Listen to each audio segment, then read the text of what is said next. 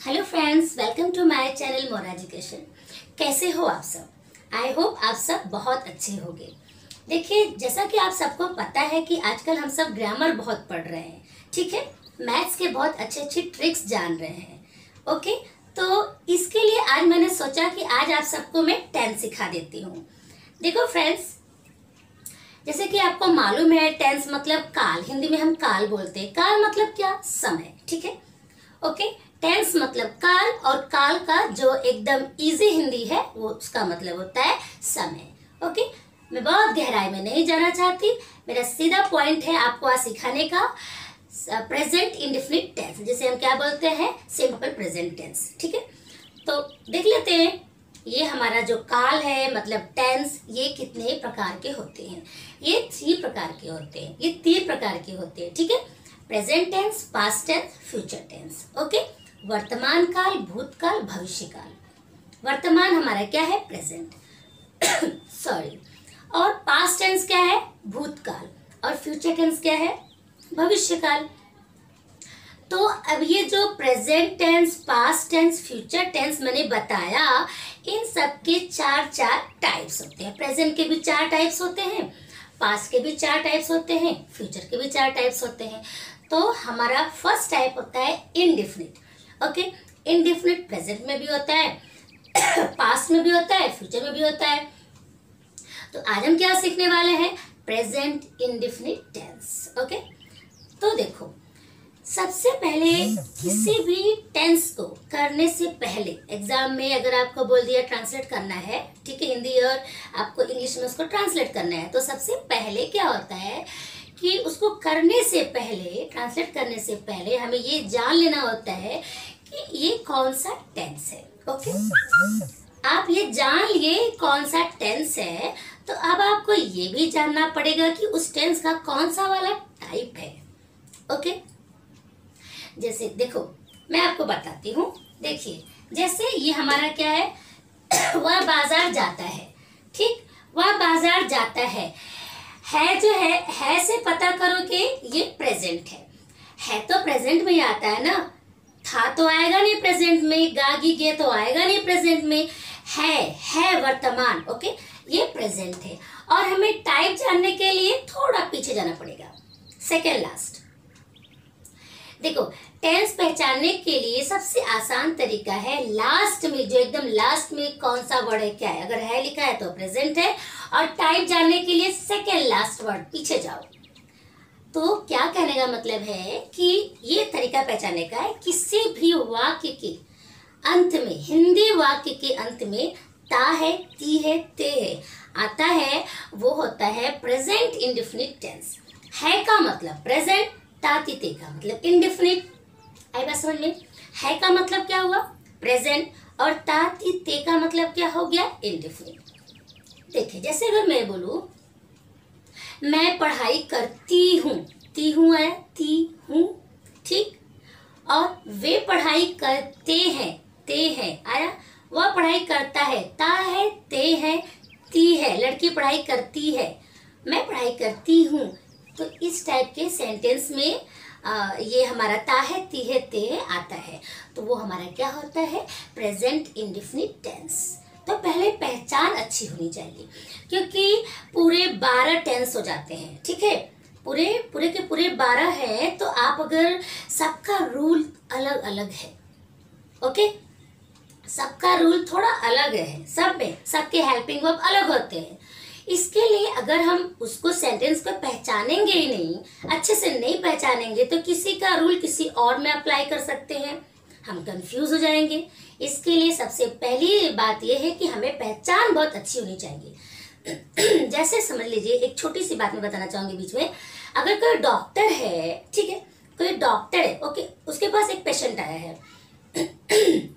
अगर डॉक्टर को पेशेंट की बीमारी का पहचान अच्छे से नहीं है, ठीक है, उसको बीमारी कुछ और है, वो पहचान नहीं पा रहा है, दवा कुछ और दे देगा, तो क्या होगा?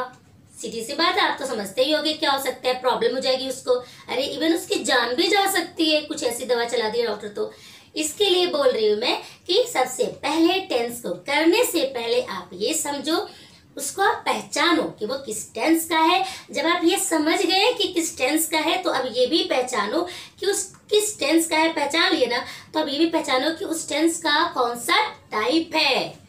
अब टाइप समझ में आ गया ना, तब अब ये समझो कि वो कौन सा सेंटेंस है, अफर्मेटिव है, नेगेटिव है, इंट्रोगेटिव है, क्या है भाई, क्योंकि इन सब के रूल तो अलग अलग होते हैं, फॉर्मूलाज अलग अलग होते हैं।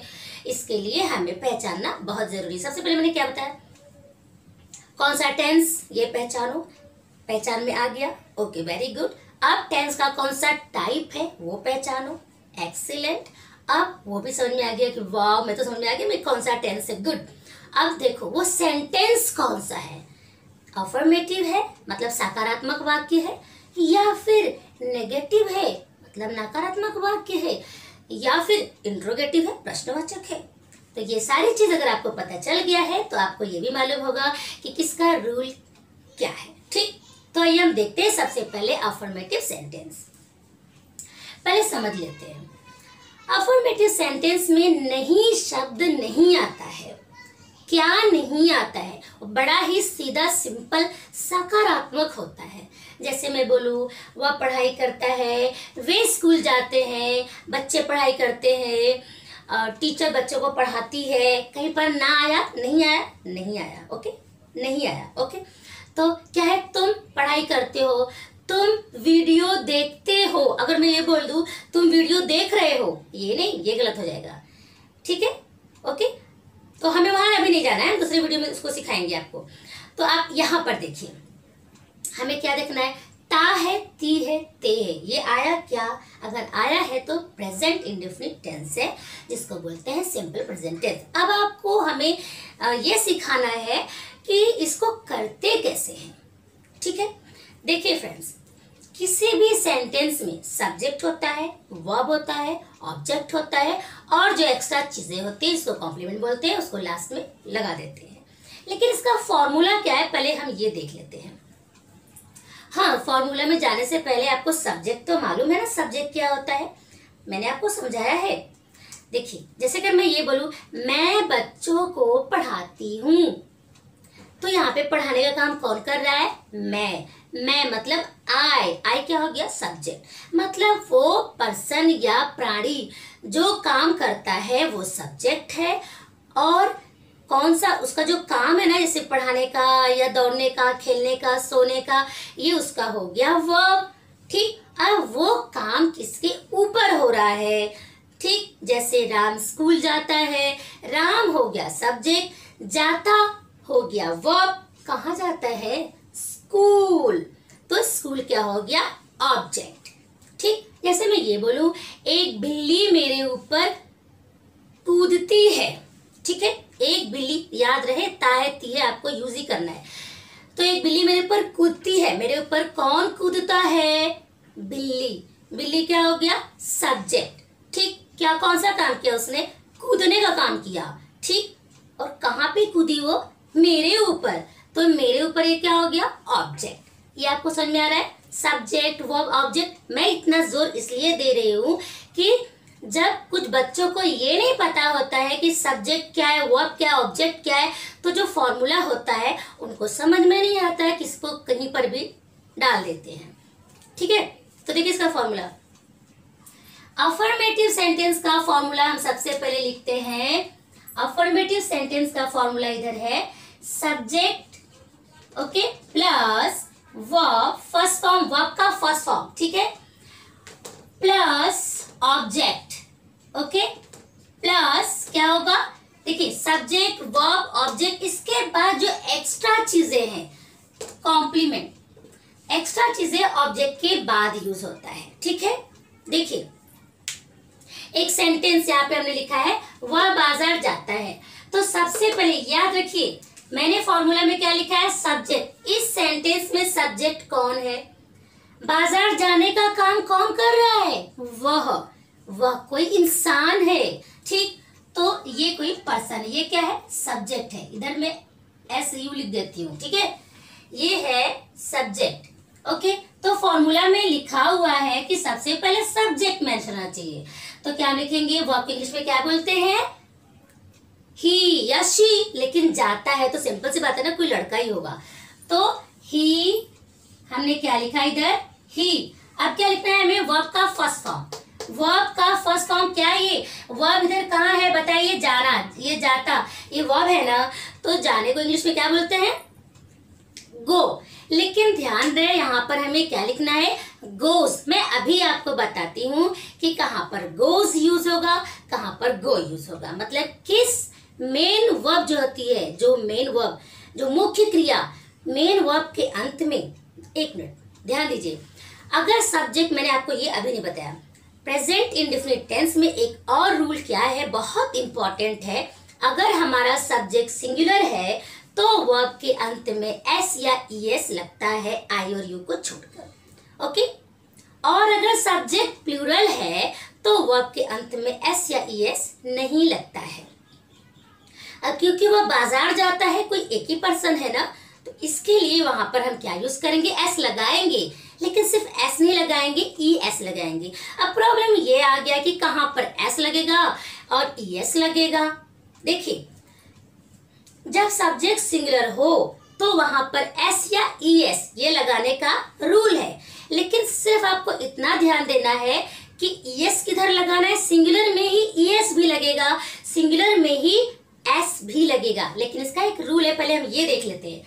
देखिए, जब वो मेन वर्ब ओ से खत्म होगा, जिस मेन वर्ब के अंत में वॉवेल आता है, सिर्फ ओ नहीं, जिस मेन वर्ब के अंत में वॉवेल आता है, वहां पर हम, अगर सब्जेक्ट सिंगुलर है तो, अगर सब्जेक्ट एक वचन में है और अब हमें एस लगाना है क्रिया में, तो क्या करना है, अब हम सोचेंगे यार ये तो सब्जेक्ट सिंगुलर है, अब इसमें एस या ई एस तो लगाना ही है, मगर अब ये जो हमारा एस किस में लगेगा, ई एस किस में लगेगा, ये प्रॉब्लम आ जाती है।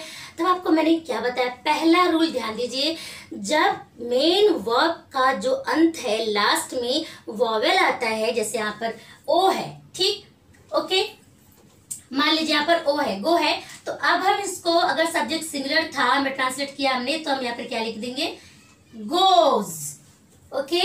समझ में आ रहा है आप सबको? चलिए अब ये देखते हैं। और हाँ, और एक और चीज है, एक और कंडीशन है, जब हमारा सब्जेक्ट सिंगुलर है और मेन वर्ब के अंत में डबल एस है या एस एच है, तो वहां पर हम सिर्फ एस लगाएंगे नहीं, वहां पर ई और एस रखेंगे, ठीक है।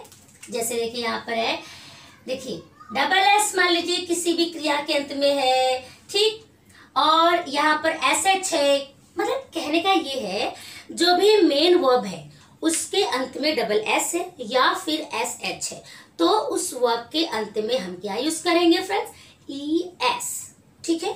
दूसरा देखते हैं, थर्ड, देखिए, जिस मेन वर्ब के अंत में वाई है लेकिन उसके ठीक पहले कोई भी कॉन्सोनेंट है, मैंने क्या बोला, जिस मेन वर्ब के अंत में वाई है, ध्यान रखिए, क्योंकि कहीं कहीं पर वाई के सीधा तुरंत बाद हम एस लगा देते हैं, ठीक, और कहीं कहीं पर वाई को हटाकर वाई के बदले आई लिख देते हैं और ई एस लिखते हैं, तो इस चीज को आप ध्यान दीजिए। मैं क्या बताई, वाई, ठीक, देखिए वाई के पहले आर है ना, कॉन्सोनेंट है ना, वाई के पहले आर है, आर तो कॉन्सोनेंट है ना, वॉवेल तो है नहीं, कॉन्सोनेंट, तो वॉवेल के वाई के पहले अगर कोई भी कॉन्सोनेंट है तो वाई को हम हटाकर आई लिख देते हैं, और क्योंकि सब्जेक्ट हमारा सिंगुलर है तो ई एस लगाना पड़ेगा हमें। हम क्या लगा देंगे, आई हटा, हमने वाई हटा दिया, वाई के बदले आई लिख दिया, और ई एस, क्योंकि सब्जेक्ट हमारा सिंगुलर है, ओके, ऐसा करना है। तो अब ये ध्यान रखिए, और एक चीज और देखिए, हमारा ये है, अगर मान लीजिए ये हमारा, देखिए ये सिर्फ यहाँ पर जो हमने ये रूल मैं बताने जा रही हूँ, इसमें ई एस नहीं लगेगा, अभी जो मैं बताने जा रही हूँ। देखिए जैसे एस ए वाई है, एक जगह से है और दूसरी जगह हमें सेज लिखना है, सेज, जैसे मैं बोलूं कि राम सेज, ठीक, राम सिंगुलर है ना, राम सेज, तो क्या हो गया ये, तो अब हम यहाँ पे वाई नहीं हटाएंगे, क्योंकि वाई के ठीक पहले कॉन्सोनेंट नहीं है, वाई के ठीक पहले यहाँ पर क्या है फ्रेंड्स, वॉवेल है, तो वाई के अगर ठीक पहले वॉवेल है तो वाई नहीं हटाया जाता। आई बात समझ में? सीधा हम क्या करते हैं, एस लगा देते हैं। ठीक, और ये तो रहा ईएस लगाने की बात।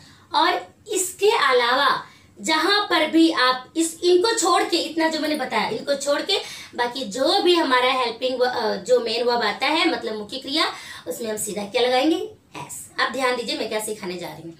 तो मैंने क्या बताया था, अगर सब्जेक्ट सिंगुलर है तो क्रिया के अंत में एस या ईएस लग जाता है।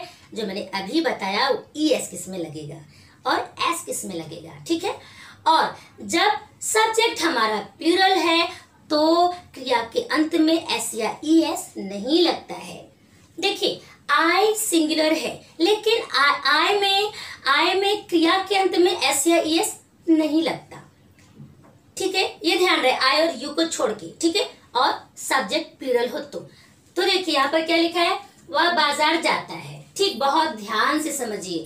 जिसको प्रेजेंट इंडेफिनिट टेंस आ गया उसको पूरा 12 टेंसेस बहुत आसानी से, बहुत अच्छे से आ जाते हैं, क्योंकि सबसे पहला स्टेप जो हमारा है प्रेजेंट इंडेफिनिट टेंस, इसमें बहुत सारे नखरे हैं, बहुत सारे रूल्स हैं। ऐसा हमें लगता है क्योंकि हम पहली बार सीख रहे होते हैं।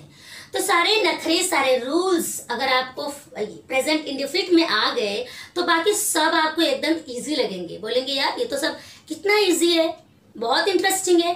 ठीक, मैं यहाँ पर सिर्फ एक सेंटेंस ली हूँ क्योंकि उस सेंटेंस से आपको मैं सारा नेगेटिव, इंट्रोगेटिव, अफर्मेटिव जो भी है सब मैं उसी सेंटेंस में सिखाने वाली हूँ ताकि आपको अच्छे से समझ में आ जाए।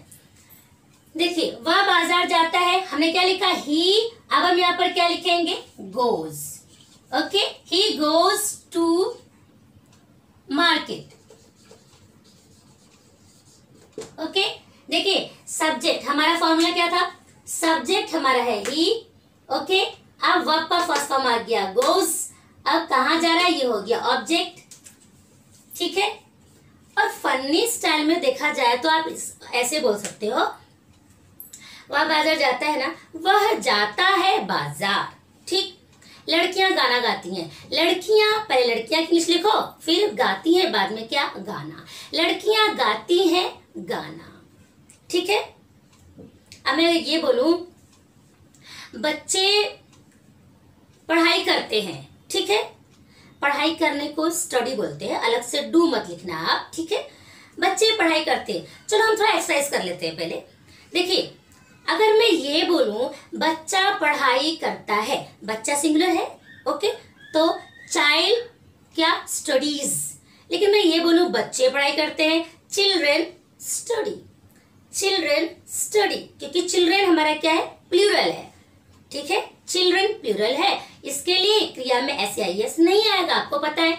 मैं अगर ये बोलूं कि मैं तुमसे नफरत करती हूँ, आई हेट यू, देखो रूल तो क्या था, सब्जेक्ट सिंगुलर हो तो अब में ऐसे एस लगाना है, रूल ये है, तो आई तो सिंगुलर है, आप ये सोचोगे। लेकिन देखो इंग्लिश का बड़ा अजीब सा नियम होता है, कभी कुछ नियम है कभी कुछ है, वो जो कुछ है ना वो हमें ध्यान में रखना है, ठीक है। तो आई लव यू, आपने सुना है ये लाइन तो सबको बोलना आता है, बड़े प्यार से बोलते हैं। ये नहीं पता चलता है कि यहाँ पर क्या एस लगेगा, नहीं लगेगा, क्यों नहीं लगेगा, ये सब उनको नहीं पता है। बस इतना पता है कि आई के साथ जो लव यूज करेंगे तो लव्स नहीं लव होगा। मैंने क्या बताया, सब्जेक्ट सिंगुलर है तो क्रिया के अंत में अगर आप प्रेजेंट इंडेफिनिट टेंस में हो और सेंटेंस अफर्मेटिव है तो ये सारी कंडीशन होनी चाहिए, तो होगा आई लव यू, ठीक है। लेकिन ध्यान रहे, मैंने बोला था सब्जेक्ट सिंगुलर है तो वो में ऐसे एस लगाना था, लेकिन आई और यू को छोड़कर, बाकी प्लूरल सब्जेक्ट को छोड़कर, जैसे गर्ल्स, बॉयज, टीचर्स और कोई भी प्लूरल, ठीक है। हाँ, तो अब देखो आपको अफर्मेटिव समझ में आया।